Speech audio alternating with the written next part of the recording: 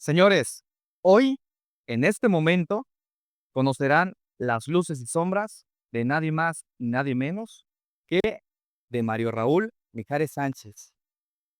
Doctor, nuestro público cree saber sobre política porque aún no han hablado con un hombre que se ha formado en la UNAM como doctor en ciencia política y maestro en administración pública, con alguien que ha colaborado en la Secretaría de Gobernación, en el Instituto Nacional de Administración Pública y en distintos gobiernos. Un hombre que dejó huella como rector del Colegio de Veracruz y es autor de obras que desnudan la fragilidad de el sistema político mexicano, como en su libro México, Génesis de su descomposición política y modelo ejecutivo de la administración pública. Bienvenido, doctor. Qué gusto tenerlo hoy en esa entrevista, Luces y Sombras. Pues gracias, Bueno, pero ahora te toca preguntar, ya que preguntaba yo cuando eras mi alumno, ahora te toca preguntarme. Adelante, a ver si no me repruebas, ¿eh? no, hombre, ¿cómo cree? Para que usted repruebe algo, no, hombre. Bueno, doctor, iniciemos con una pregunta que a muchas personas, principalmente el alumnado del Colegio de Veracruz, donde yo fui su alumno justamente en los primeros semestres que usted nos impartió ciencia política, mencionaba algo muy importante. Usted consideraba eh, la ciencia política como la madre de todas las ciencias. Me gustaría saber por qué ese razonamiento que usted implementa en ese estudio de la clase. No, mira, sería realmente un honor, un orgullo que yo llegara a ser sabio como Aristóteles y Platón y Sócrates. Son sabios y ellos son los que dijeron que la ciencia política es la madre de todas las ciencias o la reina de todas las ciencias. Y da su explicación. Una de la explicación que es la más concreta y la que más se entiende es que la ciencia política no necesita de otras ciencias para hacer ciencia. No así las ciencias sociales. Las ciencias sociales como derecho, sociología, economía, en fin, todas las ciencias sociales sí necesitan de la ciencia política. Y es absurdo pensar, como piensan algunos, que la ciencia política es una más de las ciencias sociales. Falso. La ciencia política es distinta a todas estas ciencias sociales.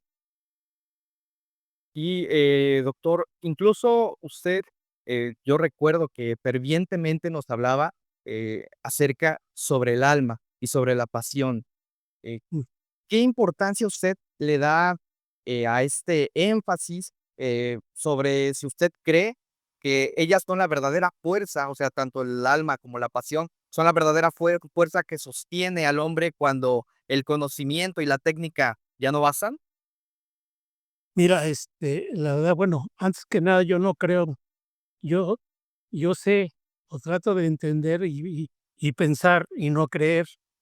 La verdad es que otra vez regresamos a la ciencia política y antes de que Aristóteles escribiera su libro sobre política, estudió la gran cantidad de animales que como te puedas imaginar.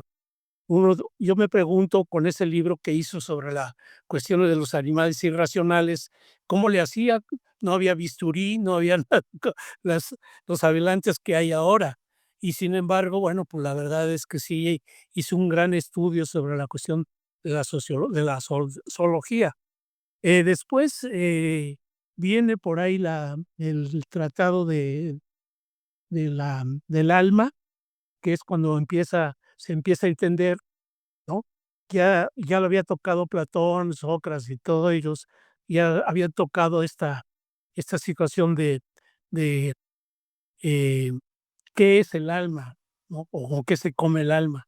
Y la verdad es que, pues, es la parte fundamental de todo hombre, de toda mujer, eh, toda persona, de todo individuo, porque finalmente es la que, en cierta manera, nos da la posibilidad de ser un animal político, ¿sí? Este animal político es un animal racional, a diferencia de las bestias, ¿no? Y entonces este animal racional pues lo que llega a tener no solamente la cuestión del discernimiento, sino la palabra, que es fundamental. Ningún animal, ninguna bestia tiene la posibilidad de tener la palabra. El don de la palabra viene precisamente con estas características de lo que es el alma.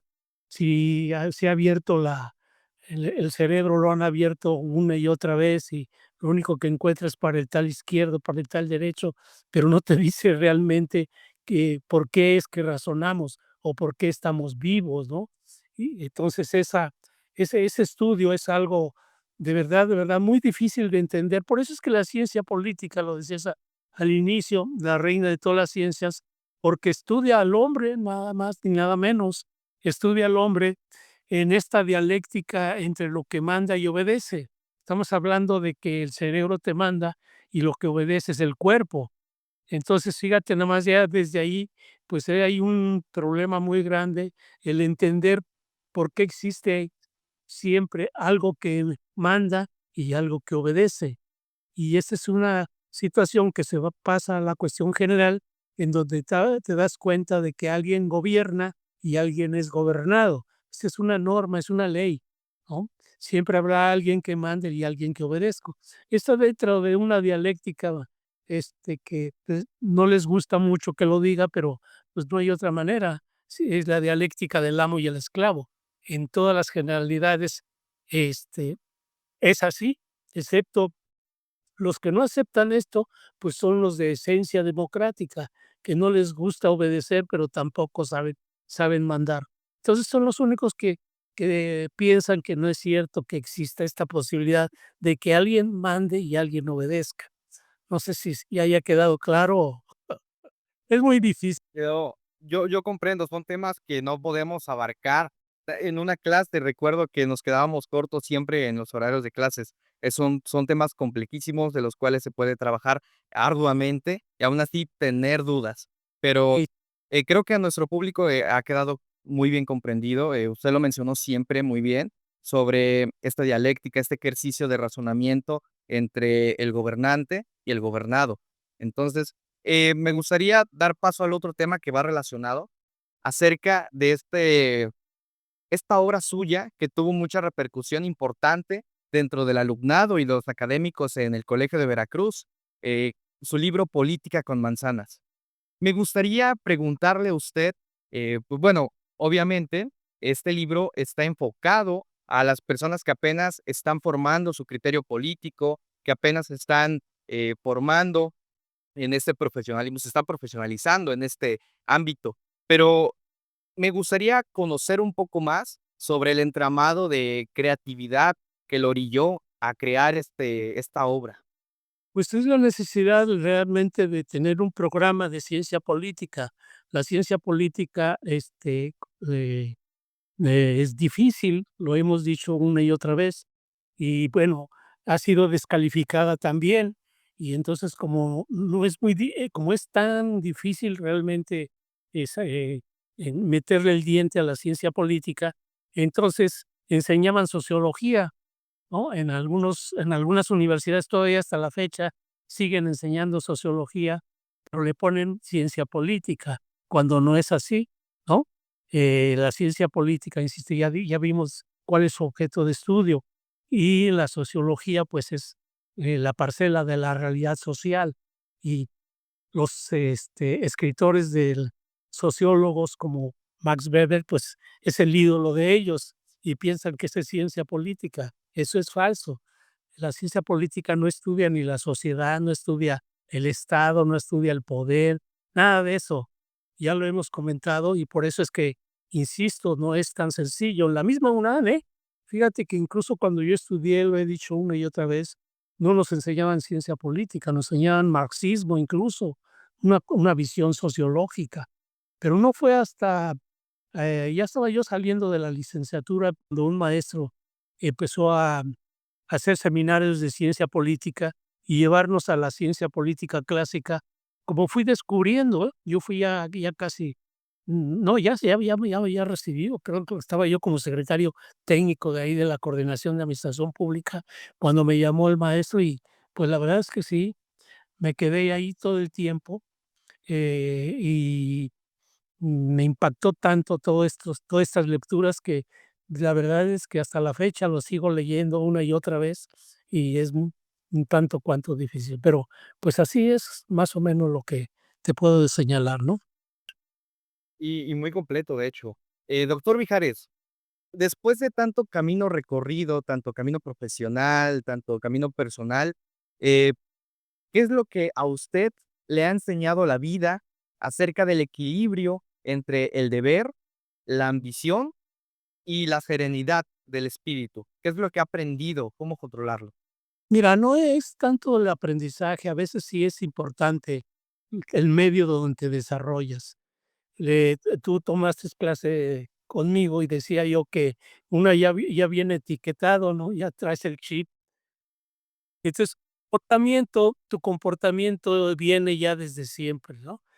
Claro que, te desvías a veces por el medio que te hace, este, pues, modificar un tanto cuanto. Carlos Marx decía que éramos, reflejo del medio en que nos desarrollamos, pero no es así. La verdad es que sí te desvía, pero, la esencia con la que uno nace es de acuerdo cómo te va a ser tu comportamiento. Entonces, ese comportamiento, eh, ya lo tienes, ¿no? Como el caso, y yo se los había repetido, y yo esta parte de la conciencia de clase que uno debe de tener, ¿no?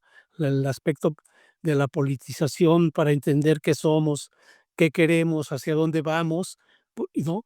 De entender de qué tanto eres libre, ¿no? Cuando tú tienes esta parte fundamental de libre del alma, no el libertinaje, sino a la libertad del alma, pues la verdad es cuando ya empiezas a conocerte y entender de que con con esa posibilidad, ¿no? Con el caso mío que tengo un principio republicano, pues la verdad es que mi característica ha sido lineal, no he tenido afortunadamente ningún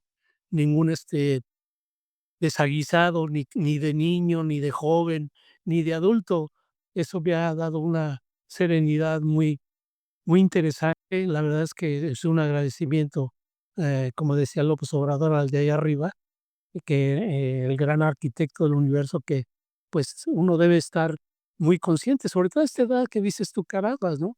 Ni aún hasta la fecha, pues, uno ha podido entender ni lo que es el alma, ni qué es este gran universo en el que nos manejamos, ¿no? No el universo, social, sino el universo, el gran universo, ¿no? Planetario y todo ello.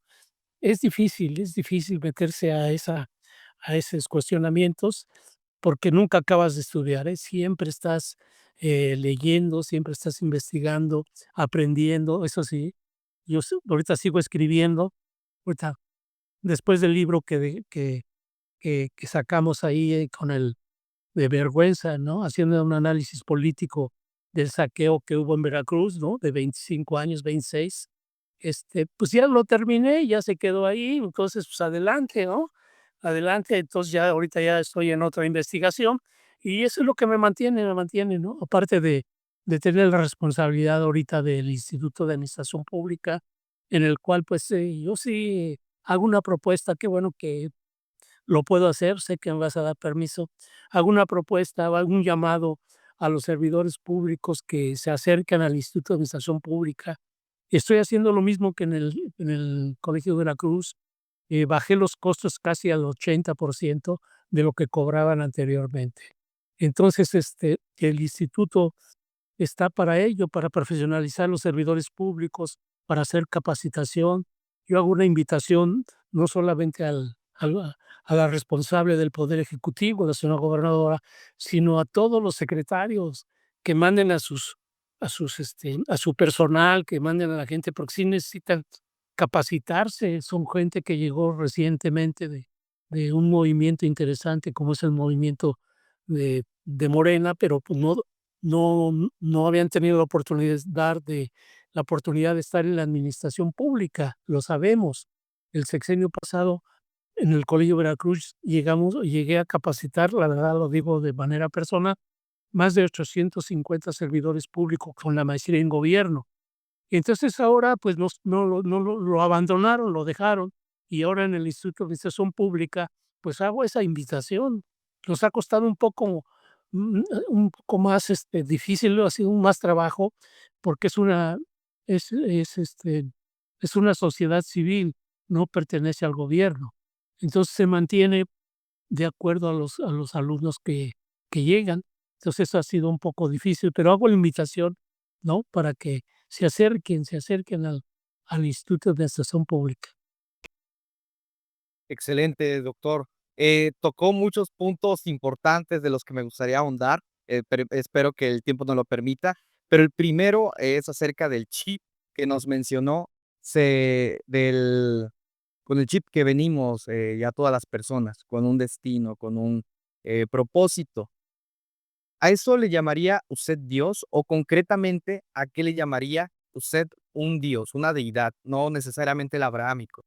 Eso está difícil, incluso la palabra Dios tampoco la podría uno ni siquiera entender, ¿no? No es otra cosa que un tanto cuanto, eh, poco entendible. Ni siquiera los grandes sabios han podido realmente descubrir, ¿no? Toda esta gran parte de lo que es, lo que comentábamos, algo tenía que llevar un nombre, así los dioses y de todo tipo, pues tendría que llevar un nombre, ¿no? Por eso la Iglesia Católica, pues, fue muy sabia al poner a Jesús, ¿no? Para que pudieras llegar al Padre, dicen ellos, ¿no? ¿Por qué? Porque tampoco sabe ni conoce, ¿no? Ni sabe qué cosa es Dios, yo te lo puedo señalar. Por eso es el aspecto dogmático que te hace creer que sí hay un Dios, o que sí hay un hijo de Dios, o en fin, ¿no? O como lo fueron hace mucho tiempo, ¿no? Zeus y todos los dioses, ¿no? Eso debe ser dogmático. Entonces, como yo no soy dogmático, la verdad no me quedaría yo cojo en pensar, o no, o entender esta esta esta palabra de Dios, ¿no? Claro, es muy complejo. Como usted lo mencionó, usted también mencionó acerca de su libro de vergüenza sobre el robo que hubo aquí en Veracruz, y ahí viene un rasgo interesante en usted. Usted es de Ciudad de México, allá se doctoró en la UNAM, pero vino a hacer su carrera, digamos, empezó a formarse profesionalmente en el estado de Veracruz. Aquí comenzó su vida de escritor, aquí comenzó su vida de académico. ¿Qué significa para usted el estado de Veracruz o por qué esa entrega en este estado? Mira, no, yo, te voy a corregir, porque cuando yo estuve en la UNAM, te digo que fui secretario técnico y secretario académico de la Facultad de Ciencias Políticas, en la Coordinación de Administración Pública. Y yo ya ahí ya daba clases, ¿no? Y ahí ya daba clases. Lo que sucedió es que la salida de la facultad o de la UNAM, pues fue muy de repente, muy de sopetón. Entonces tuve que ver hacia dónde podía yo trabajar, ¿no? Entonces uno de mis alumnos era secretario particular de Chirinos y me dijo: "Oiga, maestro, ¿qué onda?". Y le digo: "Pues, ya ves lo que sucedió, y se le gustaría hacer un estudio allá en en Veracruz, porque el jefe quiere ser gobernador". Le digo: "Pues órale, adelante". Entonces me vine para acá, para Veracruz, antes de que llegara Chirino, porque Berto Castillo, pues, estaba muy picudo, ¿no? Se pensaba que Berto Castillo iba a ser el gobernador. Y entonces ya vine y desde que llegué aquí, le mandé decir que si me podía dejar aquí en Jalapa, ¿no? Porque me enamoré de Jalapa desde que iba yo entrando. Fíjate, te lo voy a decir, que yo jugaba tenis desde hace mucho tiempo allá en México. Pues cuando yo llegué aquí a Jalapa y le dije que si me dejaba, y me dijo: "Sí, adelante". Yo a los, no, ni 15 días, un mes, ya había comprado la acción del Britannia para seguir jugando tenis. Entonces, yo ya cerré los ojos y dije: "De aquí soy". Y sí, la verdad es que sí me ha tratado muy bien Jalapa, me ha tratado muy bien Veracruz, y pues la verdad es que sí, es increíble que siga yo, eh, viviendo aquí en esta hermosa ciudad, ¿no? Aunque, pues, sí le hago críticas de que no se ha desarrollado, hago críticas de que no la han podido mejorar. Pues, es la capital del estado más rico del país, o de los más ricos del país, y la verdad es que sí, una capital que, y bueno, para los que nos gusta la cuestión de que estamos aquí, que nos han tratado bien, está bien, pero, pues, uno tiene que ser crítico, ¿no? A Jalapa le ha faltado realmente esta un proyecto realmente que haga que sea la capital del estado de Veracruz, precisamente. Usted lo ha dicho muy bien, hay que ser, siempre nos inculcó que debemos de ser críticos en esta Sí, vida, en el poder, en todo, tenemos que ser críticos.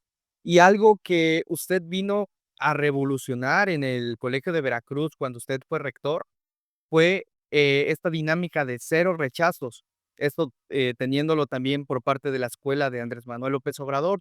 Hay una pregunta muy polémica que puede generar ese tipo de dinámicas en las inscripciones o en los accesos tan fáciles.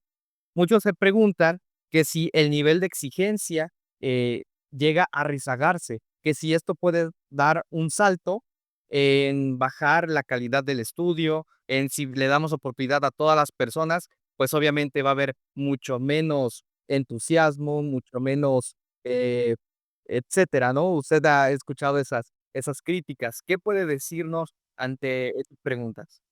fue una bronca con los investigadores que estaban acostumbrados a darle clase a una persona, o 2 alumnos, o 3 se la pasaban felices de la vida. Y entonces, sí había un filtro muy, pues, no sé, hasta torpe para mi punto de vista, porque si yo les hiciera un examen a los estos que le hacen los exámenes a los jóvenes, que así fue como pasó, pues los repruebo, ¿no? Los repruebo. No es cierto, hombre. Mira, yo cuando abrí la posibilidad es que crítica de todo tiempo, le digo, pues es que es esta política, incluso la sigue llevando a cabo. Uno de los movimientos muy fuertes que se llevó en el Colegio de Ciencias Humanidades, llamado CCH, yo ya estaba en la UNAM, yo ya estaba en la licenciatura, ya estaba yo saliendo, lo hizo la doctora Sheinbaum, porque ahí también había rechazados en había un rechazo, había rechazos para la preparatoria, para el Colegio de Ciencias Humanidades y para la UNAM, y ella hizo ese movimiento en contra de esa situación de de rechazo, los rechazados. Se ha comprobado una y otra vez que esos rechazados de la UNAM, de la UB y de todas las universidades públicas, la verdad no es porque sean tontos, sino simple y sencillamente que su característica es precisamente tener pocos alumnos, ¿no? Por presupuesto, por lo que tú quieras, pero no es cierto de que sean la gente que se queda afuera es burra o es torpe o es tonta, ¿no? Y que los inteligentes, ojos azules, ¿no? Color blanco, blanquitos y bonitos, pues son los que van a pasar, y así es que y lo hacían en el Colegio de Veracruz, los que tenían dinero. Pues sí, fíjate, antes de que entraras tú, yo pienso, cuando yo entré, eh, una vez andaba deambulando por ahí un joven, le digo: "Oye, ¿se te ofrece algo?". Ya ves que siempre tenía yo abierta la puerta de la rectoría. Dice: "Es que vengo a pagar aquí mi examen extraordinario". Ah, digo, entonces busqué a dónde había de pagar. Le digo: "¿Cuánto vas a pagar?". 1,800. ¡Ay, hijo! No, desde ahí ya empecé yo a realmente a hacer una labor increíble para que no hubiera ese tipo de cosas. ¿De dónde van a sacar la gente los jóvenes o simplemente aquí en Jalapa, no? A lo mejor si viene gente de fuera, o alumnos que vienen de fuera, que su papá, pues, tienen tierra, pues, tienen negocio y todo, pero, pues, aquí en Jalapa todos somos burócratas, todos. Hasta los profesores de la UB, ¿no? Porque, pues, o no es dinero público, que no me vengan con cosas, ¿verdad? Todos, la mayoría, el 90% somos burócratas y no tenemos tanto dinero como para llevar a cabo. Esto fue mucho dado en el llamado neoliberalismo. Fíjate que estas reformas que hicieron, y que empezaron a deslegitimar y a castigar a la UNAM y a todo lo que era lo público, la educación pública, eh empezaron con 3 o 4 universidades privadas, cuando yo llegué había pocas, pues a la fecha hay más de 30 y tantas, 40 casi ya, universidades privadas. Entonces, la privatización de la educación, Esto que me critican, pues, la verdad no tienen ni idea de lo que es realmente una universidad o de lo que son los alumnos. Y si vienen con esas carencias es porque, insisto, desde hace un buen rato, la educación pública, desde la reforma que se hizo, este, pues no atendieron a los niños ni a los jóvenes. No traen ¿cómo te puedo decir? Una preparación que pudiera decirse que pudieron estar en la universidad, pero eso es falso, no es cierto eso de que, se va a acabar la excelencia. Se que lo mismo tú puedes sacar de 40 a 100 jóvenes, mm, alumnos de excelencia, que si tienes nomás 20 o 15 o 40 o 30 o 20 alumnos, ¿no? ¿De dónde puedes sacar más excelencia? Pues de donde haya más, ¿no? Y entonces, pues, esa era la cosa. Ponían unos exámenes burdos, tanto en maestría como en doctorado. Un día entré yo a ver qué hacían, porque decían: "Es una plática para que podamos recibir al doctorante aquí en el Colegio Veracruz". Entré igual, man, no, me salí muy enojado. Estaban reprobando a 2 de los grandes alumnos que se quedaron en el colegio, a Nazaret y a Blanco, no sé si los ubiques, gente cránea, man, pero como los vieron jóvenes ya los están reprobando. Fíjate, ¿eh? No, pues, ¿cómo crees? Le digo, no, no, no. Entonces, otra, también donde tenían la costumbre del Colegio Veracruz en esta de desarrollo regional sustentable, escogían, como no te das una idea, un filtro, y se quedaban con 10 o 15 porque iban al CONACYT y tenían que tener alumnos del CONACYT. Igual ahí les rompí el esquema y hice que desarrollo regional sustentable entraran la mayoría de todo aquel que quisiera entrar. No, pues se llenó, desarrollo regional sustentable se llenó, la verdad, porque es una carrera que era muy solicitada o es muy solicitada. Pero otra vez volvieron a hacer lo mismo. Ya hoy, yo no sé quién los aconsejó o qué es lo que hicieron o qué descalificación le dieron a mi administración, porque quitaron Radio Colbert, quitaron el periódico El Republicano, la Chorcha Cultural, los foros de ciencia política, todo lo desaparecieron. Y llevan 2 años, el Colegio Veracruz que está rechazando alumnos. Hace poco me fue a ver una mamá y un papá ahí al Instituto de Administración Pública pensando que yo estaba todavía ahí. Le dije: "No, yo ya no estoy". No, pues casi llorando, ma, porque al joven 2 veces lo rechazaron el año pasado y este. No, no es posible.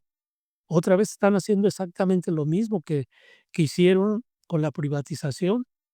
Y cuando, pues, es un colegio, y tú lo sabes, es un colegio de ciencia política, es un colegio de ciencia política y además es, tiene un centro ¿cómo se llama?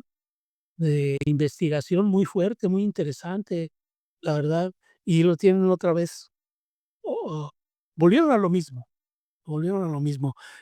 Por destruir a Mario Mijares, destruyeron al Colegio de Veracruz, confunden la institución con el hombre. Me da mucho coraje.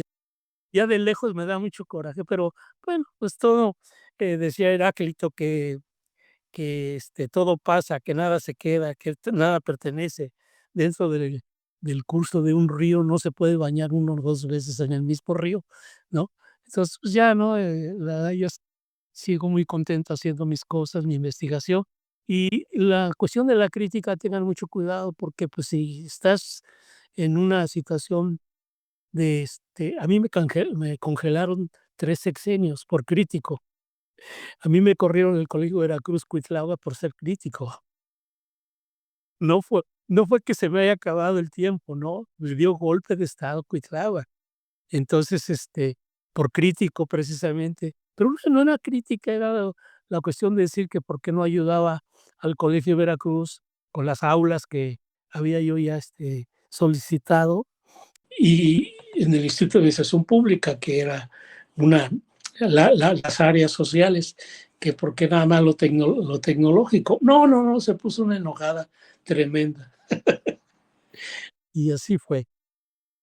No, hombre, doctor, usted ha vivido, pues mucho, tanto muchas alegrías como muchas tristezas, muchas rabias, se ha mostrado iracundo en ciertos aspectos, es entendible porque es una trayectoria. La vida se forma como, pues, esa montaña de subidas y bajadas.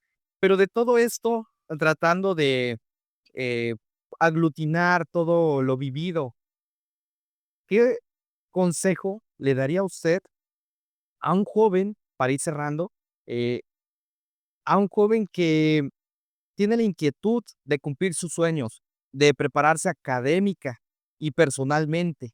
¿Qué es lo que usted le recomendaría seguir y qué es lo que usted lo motivaría a hacer? Hay una máxima japonesa ellos aprendieron de los gringos el modelo de calidad total, ¿no? Y entonces cuando le echaron la bomba y destruyeron toda la planta productiva de Japón, pues lógico que llegan los gringos a la inversión para poderles cobrar, ¿no? La cuestión de guerra. Y entonces, los japoneses aprendieron rápido y entonces, hay un autor japonés que dice: "La única manera, ¿no?, de llegar, así como tú me lo estás preguntando, es trabajo, trabajo, trabajo y más trabajo". Es la única manera. Si no se trabaja, si no estás, ¿no?, atento de lo que pretendes hacer, pues, ¿de qué sirve, no? Que seas muy inteligente si eres flojo o eres apático, ¿no? Hay gente que a mí me tocó, yo no era muy brillante, ¿eh? Te juro que no era un estudiante brillante, y yo me daba a veces un poquito de: "Hijo, ¿y estos cuates cómo le hacen?", ¿no? Había mucha gente muy preparada, digo, no preparada, inteligente, pero así este burrito que preguntaba y preguntaba les caía yo mal. Fui el primero que me titulé en licenciatura, el primero que se tituló en maestría y el primero que se tituló en doctorado. Y muchos de los estos inteligentes que te estoy comentando no se llegaron ni siquiera a titular, fíjate. Entonces sí es trabajo, constancia, trabajo, trabajo y más trabajo. Y ya, eso te hace que, pues, que, vayas caminando vida, ¿no? Señores, Mario Raúl Mijares Sánchez, la técnica del triunfo o el secreto del triunfo aquí en la vida es el trabajo, trabajo y más trabajo. Doctor, ha sido un verdadero placer platicar con usted. Lastimosamente no pudimos tener este acercamiento aquí en las oficinas de Remisas Sin Recreo, pero aún así quiero mandarle un fuerte y un afectuoso abrazo por parte de todo el equipo, ya que usted es un doctor de mucho, es un académico de mucho renombre aquí en la ciudad de Jalapa. Nuevamente, muchas gracias por. Me gusta más cuando me dices maestro que cuando me dices doctor. Uy, maestro, cuando dices maestro, ay, qué bárbaro, ¿no? Porque, pues, finalmente ese ha sido mi vida, ¿no? La cuestión académica. Maestro. Pero me invitaron para, ahora en este proceso electoral, me invitaron para ver si daba yo mi visto bueno para que yo fuera candidato, ya no te digo de dónde, sí, candidato de aquí de Jalapa, presidente municipal del PT. Y le dije: "No, no, yo no sirvo para ello, mi vida es académica". Si hubiera yo locado, pues, hubiera dicho: "Sí, sí, sí", ¿no? Pues no, lo que uno lo que uno sabe hacer, hazlo muy bien y te irá mejor. Así es, y así de simple. Mm. Doctor, maestro, de verdad, un fuerte y afectuoso abrazo. Créeme que es un agasajo poder hablar con usted, poder escucharlo y como usted lo mencionó al principio, hacerle las preguntas de las curiosidades que no solamente yo, sino toda la sociedad de jalapeña va teniendo, pues, a través de los chimentos, a través de lo que se escucha, a través de los halagos y a través de toda su historia académica, profesional y personal. Pues, de verdad, creo que todo ha quedado muy cimentado en esta pequeña entrevista. De verdad, un agradecimiento por parte de Revistas Sin Recreo. Y, señores, si quieren seguir escuchando y conociendo a más personas de este mundo, suscríbanse a Luces y Sombras. Seguiríamos con las entrevistas de personajes con esta excelencia académica y social dentro del estado de Veracruz. Ha sido un verdadero placer y me despido. Yo soy Arturo Pozos y esta fue su entrevista de Luces y Sombras con el doctor Mario Raúl Mijares Sánchez. Suerte, Ale Arturo, que te vaya muy bien. Gracias, maestro. Nos vemos. Bye.